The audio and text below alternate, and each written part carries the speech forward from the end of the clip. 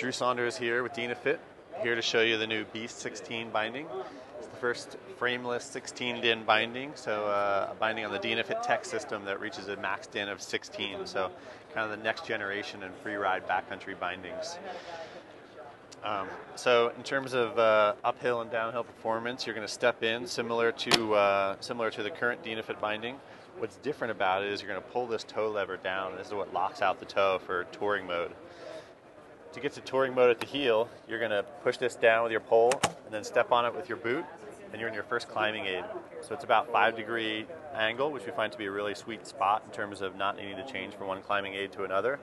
However, when it does get steeper skin track, you can pull this down with your pole, step on it with your boot, and you're engaged in the second climbing aid.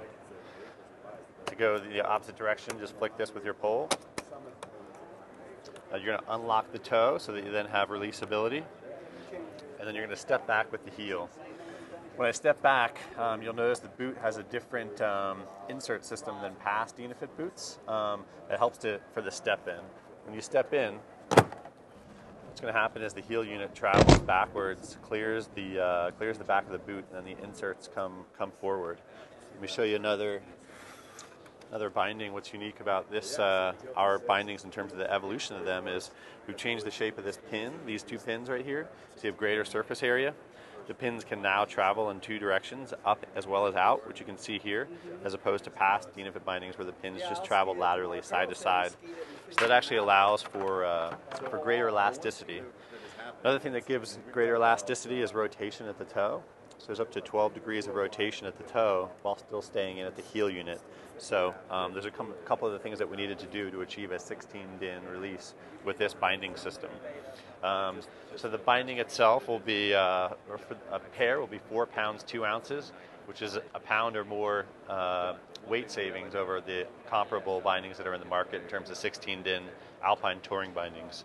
Other things that are great about it is get a really flat ramp angle. So there's only 6 millimeters of ramp from the heel to the toe, so it allows for a really neutral stance. Also, you're going to be very close to the ski, so actually gives you really good transmission of power from your boot through the binding into the ski. In addition, we use a wider mounting pattern than we've used on any other Dynafit bindings previously, so it's great for binding retention into the ski and also for that transmission of power.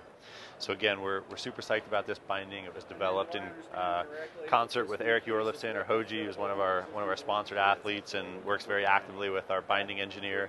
The binding engineer, Frederick Anderson, was actually a former competitor on the Freeride World Tour over in Europe, so he's coming at it from the engineering side as well as the binding side. The engineering side, we really feel like it's the next generation of free ride backcountry. So it's the B16 from Dynafit.